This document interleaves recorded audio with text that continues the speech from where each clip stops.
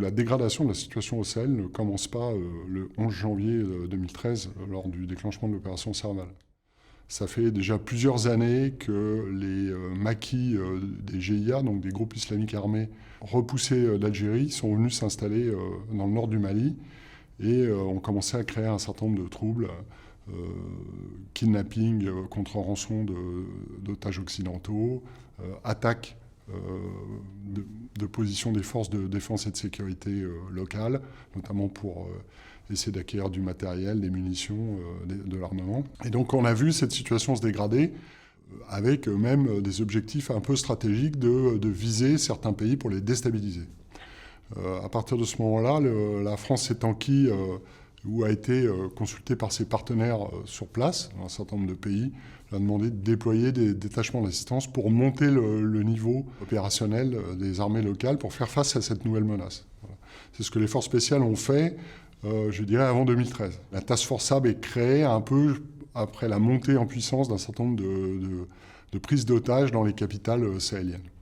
Voilà, donc elle est là, et quand l'opération Serval commence, elle est acculturée au milieu, elle est entraînée sur le milieu, et on a un embryon pour faire quelque chose.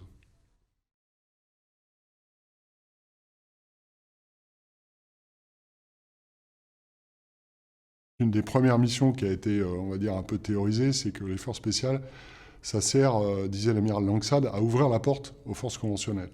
Étant prépositionnée, ayant une bonne connaissance de la géographie locale, ayant des contacts sur place, s'étant entraînée sur place, acculturée au désert, elle peut réagir immédiatement et mener les premières actions, notamment des actions de renforcement des forces armées maliennes, notamment au point stratégique qui était Douenza, au milieu du Mali, et où pesait l'offensive des djihadistes. Ce soutien apporté sans délai, c'est ce qui, en quelque sorte, a figé la situation. Puis dans les semaines qui ont suivi, elles ont participé à la reconquête en prenant des points clés, en agissant dans la profondeur, en semant de l'insécurité pour les djihadistes sur leurs arrières, en étant un peu partout à la fois. C'est vraiment complémentaire d'une force plus puissante qui arrive derrière, mais qui, étant plus puissante et venant de France, met beaucoup plus de temps à se déployer.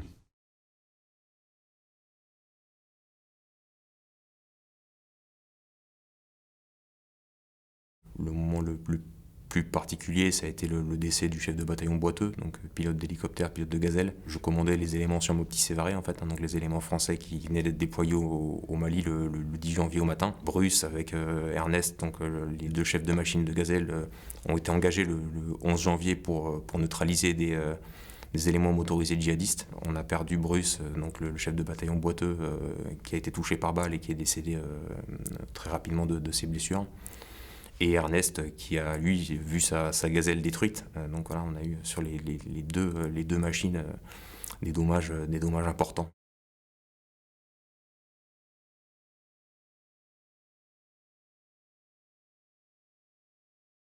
En base arrière, au retour de mission, bien entendu, il y a la remise en condition des personnels, des matériels et autres. Il y a aussi toute l'exploitation du travail qu'on a fait en amont qui se fait. On essaye de suite de faire redescendre la pression au maximum parce qu'on n'est pas à l'abri de repartir assez rapidement.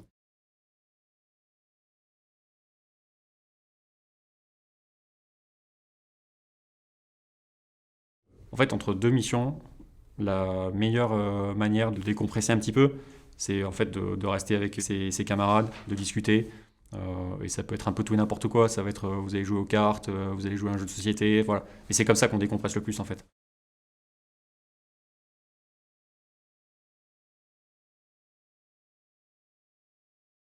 On recharge la pile, on dort un peu, on fait du sport, on va tirer. Le but c'est d'être reposé, prêt et d'enchaîner les prochaines missions.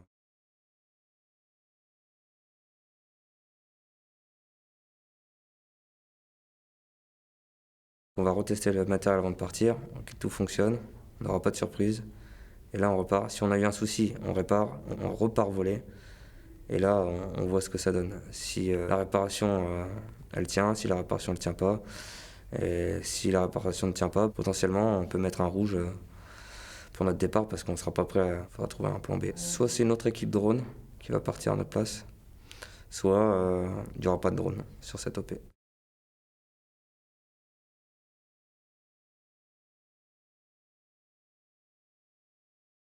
La frustration. Devoir partir ses collègues et puis nous rester sur le banc de touche.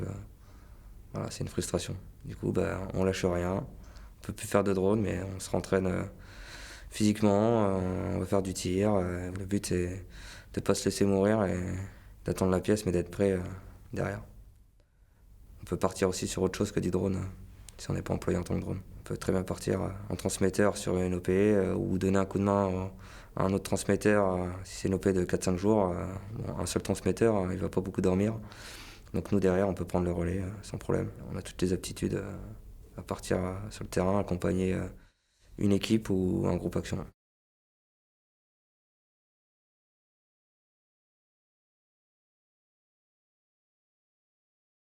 En 2014, on a fait une action de feu où on a perdu un camarade qui s'appelait l'adjudant Dupuis, Denzel. À l'issue de ce combat, on a été le voir sur la base où il était en attente de pouvoir rentrer en France. Et pendant ce moment de recueillement, on a reçu un ordre qui était de repartir pour une autre mission, qui devait partir dans la foulée. On était les seuls disponibles à ce moment-là, et ce que je retiens, c'est qu'à ce moment-là, malgré toute l'émotion qu'on pouvait avoir, malgré ce sentiment de tristesse, on a vu un groupe de combat qui se regardait dans les yeux, reprenaient leurs armes, rechargeaient leurs fusils, et repartaient à l'avion pour refaire une autre mission, une autre aventure qui s'est déroulée, je dirais avec succès, comme généralement. Et donc ensuite, on a pu revenir se recueillir. Voilà, c'était plutôt ce moment-là qui m'a marqué, parce que on aurait pu lever la main, dire qu'on savait pas faire, qu'on était trop touché, mais c'est pas le cas. On était un groupe, et un groupe, ça ne craint rien, quoi qu'il arrive.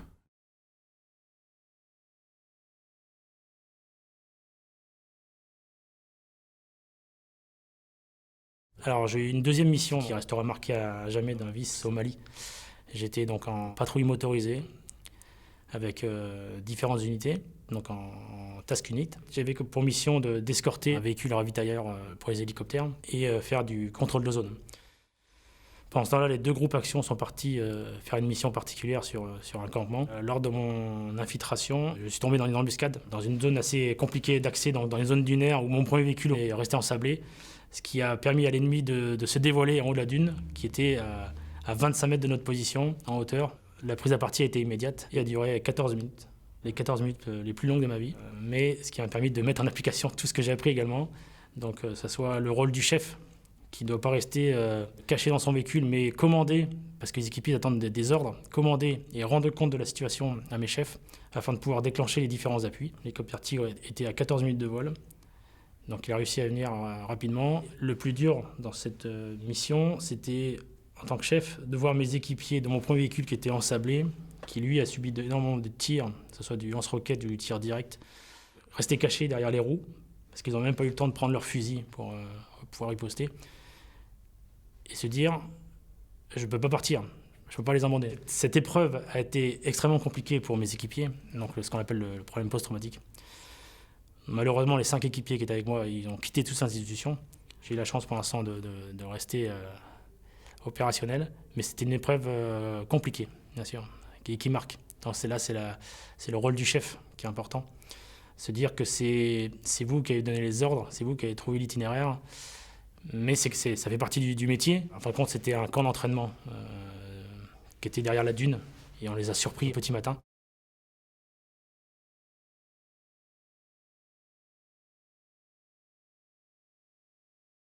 On avait un otage qu'on suivait depuis 2-3 jours par drone. On savait qu'il se faisait molester, on savait qu'il se faisait traîner par une moto. Il avait toujours 8 à 10 geôliers avec lui. Toutes les nuits, il y en avait 2 qui restaient à côté de lui pour le surveiller. Les 6 autres dormaient à côté. Puis il y avait des rondes régulières comme ça. Donc on dit, écoute Charles, c'est ton tour, tu prends la mission. Tu pars avec 2 groupes CTLO shooters. Donc spécialiste en contre-terrorisme, libération d'otages et shooter opérationnel. C'était le cas du groupe du CPListe avec lequel j'étais, la 14 Alpha, et ce qui était le cas aussi d'un groupe de Bayonne. Comme c'était la première mission de l'ATF, souvent il y a toujours des briefings qui sont un peu longs. Bon, j'ai raccroché du téléphone, j'étais encore en tenue estivale, on va dire, short claquette, quand tout le monde était déjà équipé à l'avion avec la gaine. Tous les briefings avaient déjà été réalisés. Et puis je leur dis, bon ok, c'est bon les gars, il se passe quoi? Il est où mon parachute? Bon Charles, c'est bon, on te l'a plié, ta gaine elle est prête. Je rassemble les mecs, je leur fais un petit briefing succinct, je leur dis mes intentions. Je dis ok les gars, c'est hyper simple, c'est un otage. Les mecs, si possible on peut les capturer, Mais dans tous les cas, la priorité, elle est sur la libération de l'otage. Donc sinon, si on n'y arrive pas, on les neutralisera. Et l'objectif, c'est d'être le plus souple possible pour arriver jusqu'au plus près. À minuit 00, on devait commencer l'infiltration. On s'est tous retrouvés à minuit 00. Presque comme dans les films, donc c'était pas mal. D'habitude, on a toujours un peu de retard parce que l'aventure humaine fait qu'il y a toujours des petites choses, des petites péripéties qui on prend un peu de retard. On est arrivé au plus près, quasiment jusqu'à 5-6 mètres de l'ennemi. La sentinelle semble nous détecter, donc on la neutralise, on récupère l'otage, on le sécurise. On engage le feu avec les autres terroristes qui s'étaient réveillés entre-temps. Il y en a 2 qui partent dans la pampa qui nous rafalent, un petit peu comme nos 2 camarades marins qui sont décédés, le mandat qui nous a relevé derrière avec la libération d'otages qu'il y a eu. Nous, c'est passé entre les jambes, on a eu de la chance. Voilà.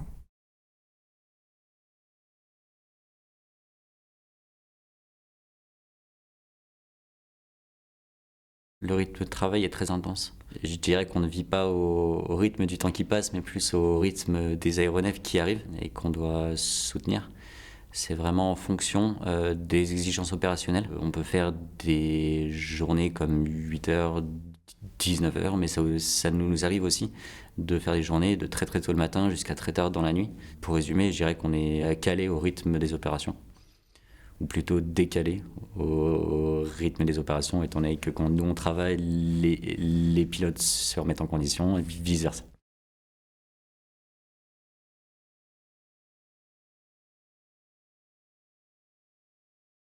Il y a 2 ans, donc j'étais donc en opération et on avait une panne sur un amortisseur du train principal sur le Transal et il a fallu que mon équipe fasse l'échange de cet amortisseur. Et c'était très impressionnant parce que on n'a pas la possibilité forcément de travailler comme on travaille en métropole sous une surface couverte en mettant sur vérin l'aéronef. Donc, pour changer cet équipement, ils ont dû faire une mise sur vérin partielle. Il faut imaginer l'avion comme sur un cric, complètement incliné d'un côté. C'était extrêmement impressionnant et, je dirais, périlleux. Dans des situations de maintenance comme ça, vous ne faites pas votre petite pause entre midi et 2 dans un local climatisé. Donc, c'est une opération extrêmement longue en plus, qui dure toute la journée. Quand vous voyez les mécaniciens avec lesquels vous travaillez, qui sont dans l'emplacement du train principal, où l'avion est soulevé, vous vous dites qu'ils sont donc sous la tôle, où il fait une chaleur bien plus intense que quand vous êtes juste dehors à l'air frais. C'est l'un de mes souvenirs réellement les plus marquants de mes dernières opérations.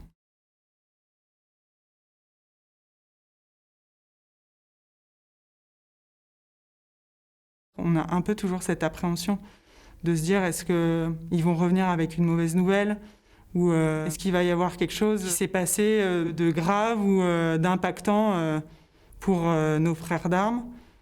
C'est vrai que c'est toujours un peu délicat le retour, mais après on est toujours content de revoir qu'ils reviennent avec l'avion et qu'une fois de plus on a réussi à remplir en tout cas une partie ou la mission.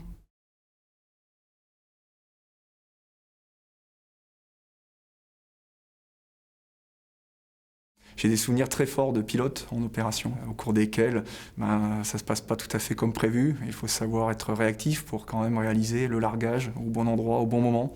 Parce qu'au sol, il y a des opérateurs qui, eux, attendent d'être renforcés, d'être ravitaillés. Ça, c'est le cœur de mon métier. Pour moi, l'échec mission, c'est les mettre dans une situation encore plus défavorable. J'ai des souvenirs très forts de météo africaine qui nous contraignent régulièrement et au sein desquels il faut quand même atteindre l'objectif. J'ai d'autres souvenirs de largage complexe où, pour les parachutistes, ça ne se passe pas tout à fait comme prévu. Et moi, en tant que commandant de bord, j'ai une naturelle inquiétude pour être certain que tout le monde va bien quand ils arrivent au sol. Et puis parfois la surprise du pilote qui découvre la piste au dernier moment parce que justement les contraintes environnementales ou ennemies, on est entraîné. Et donc l'entraînement, c'est jusqu'à avoir posé l'avion, voire même l'avoir fait redécoller et rentrer sur la base mère. Et nos procédures sont faites ainsi pour permettre d'aller le plus loin possible dans l'action tout en ayant un niveau de risque mesuré qui est accepté de tous.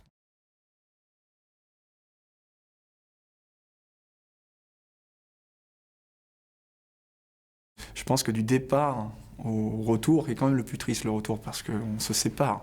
La satisfaction de ramener tout le monde et de rentrer avec tout le monde à la fin du mandat.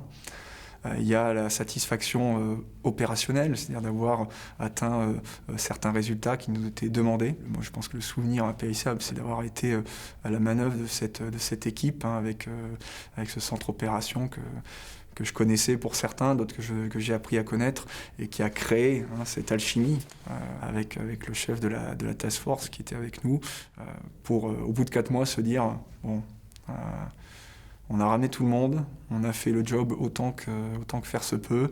On garde quand même de très très bons souvenirs. On a transpiré, on a le sentiment d'avoir quand même donné pas loin du maximum, mais quand même avec le sourire, parce que ça, le jeu à la bonne humeur, ça fait partie aussi des caractéristiques des forces spéciales.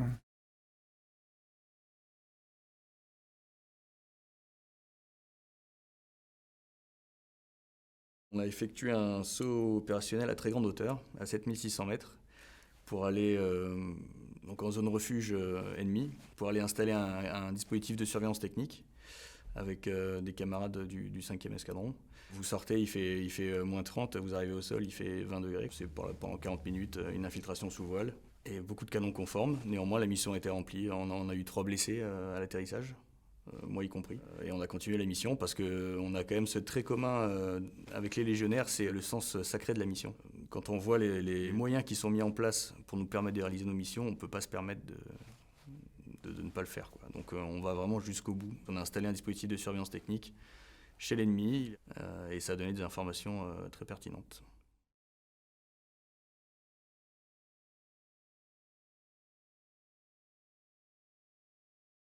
Ce qui m'a le plus surpris, c'est la notion d'équipage. Au sein d'un hélicoptère de manœuvre comme le Caracal, tout se mélange. On a mixité sociale, mixité de responsabilité, mixité dans les grades. Parfois, celui qui prend la décision n'est pas celui qui est le plus gradé, c'est celui qui est le plus qualifié au moment pour prendre la décision. Ça, c'est pour moi le plus marquant dans mon travail de tous les jours.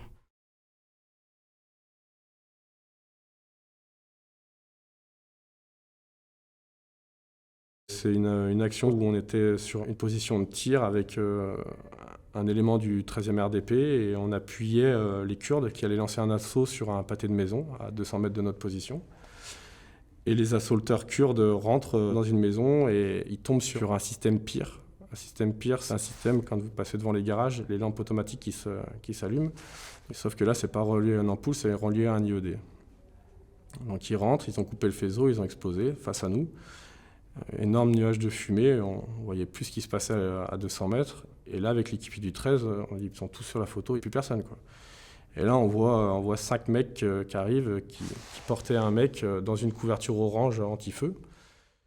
Ils sont là et ils vont s'en sortir, quoi. Et les Kurdes avaient une manière de travailler. Quand il y avait un blessé, ils amenaient un blindé. Le blindé passait sous le blessé. Une trappe se tirait. Ils venaient monter le blessé par-dessus le blindé. Et ils techniquaient le blessé dans le blindé. Les Kurdes sont très bons combattants, mais ils sont très mauvais en gestes de premier secours. Donc on s'est dit, faut qu'on aille secourir ce mec, sinon il ne va jamais s'en sortir. Et avec cet équipier du 13 qui s'appelle Simon, qui est un très bon ami, on a intervenu sur ce mec, ce combattant, qui avait les 2 jambes complètement arrachées par l'explosion. On lui a posé chacun un gauche à côté, et ici il avait un trou béant, on lui a mis 2 sachets de Quick Lot pour pallier au jet de sang. Et on s'est dit, il ne va jamais s'en sortir, mais on y a cru. On a dit, on va quand même faire ce qu'on sait faire. On l'a soigné. Et on a appris 2 mois après qu'on lui avait sauvé la vie. Et même si mon travail, c'est d'appuyer et peut-être d'ôter des vies de temps en temps, mon plus beau souvenir, c'est d'avoir sauvé une vie.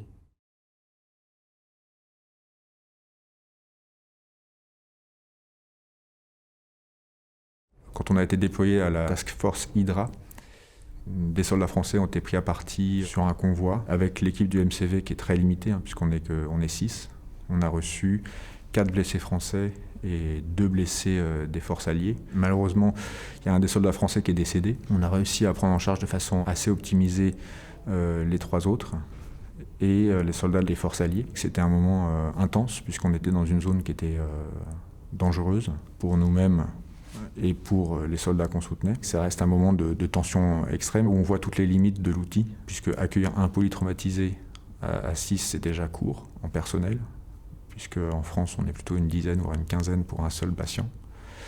Et quand on est 6 personnels pour accueillir 7 blessés, Il faut être très organisé, il faut être très prêt, il ne faut pas se poser de questions et il ne faut pas faire d'erreurs.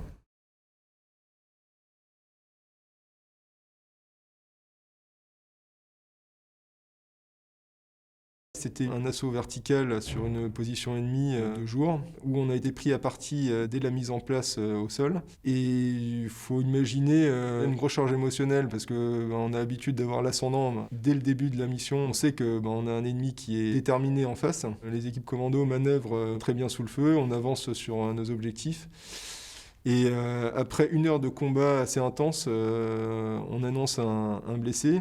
Heureusement, j'apprends que c'est pas un blessé français, mais un des terroristes qui nous tirait dessus depuis 40 minutes.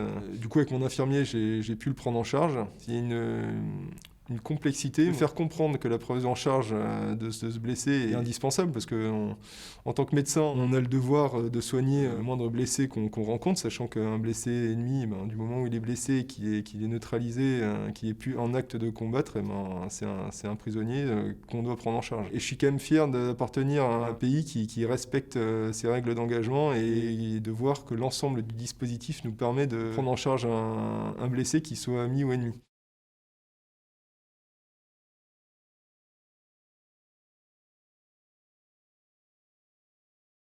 J'étais sur une base, on a dû évacuer en urgence parce que la situation sécuritaire se dégradait.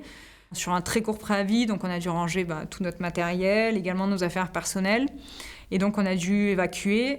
En parallèle de ça, vu que je suis analyste en renseignement, j'ai dû continuer à obtenir des informations sur la situation pour que le chef de cette mission, qui était sur une autre base, continue à avoir les informations sur ce qui se passait autour de notre base. Donc c'est vrai que cette expérience était pas commune, on va dire, mais bon, tout s'est bien passé.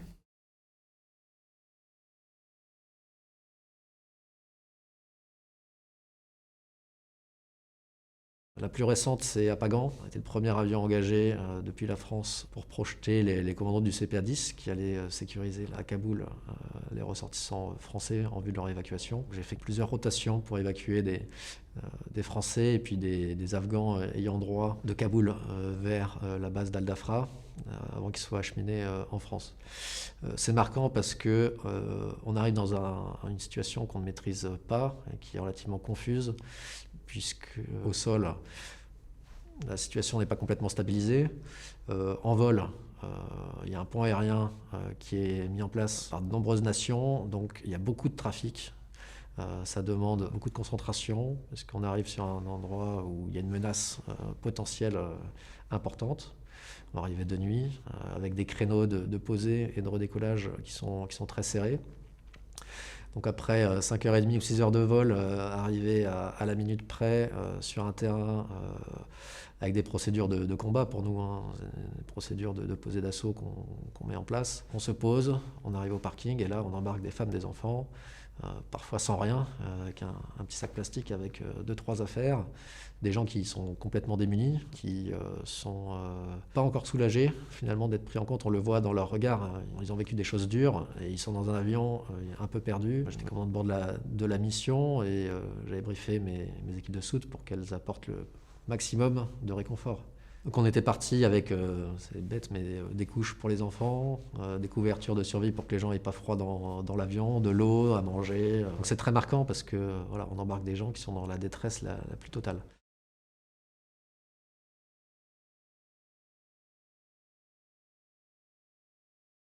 Les liens qu'on entretient avec les autres composantes, ils sont très serrés. En préparation opérationnelle, on s'entraîne avec eux en permanence. C'est des liens de confiance, puisqu'on va partir en opération derrière, et c'est la finalité de la préparation. C'est des déploiements qui vont être rapides. Il n'y aura pas d'hésitation à avoir quand il faudra agir. Donc c'est des liens de confiance qui sont très marqués, à la fois par des procédures communes qu'on va répéter et encore répéter avec eux. Et donc derrière, des liens d'amitié, je dirais même qui se créent. Le mot clé, finalement, c'est la connaissance mutuelle des milieux. On travaille avec des commandos marines ou le 1er PIMA ou le 4e RHFS.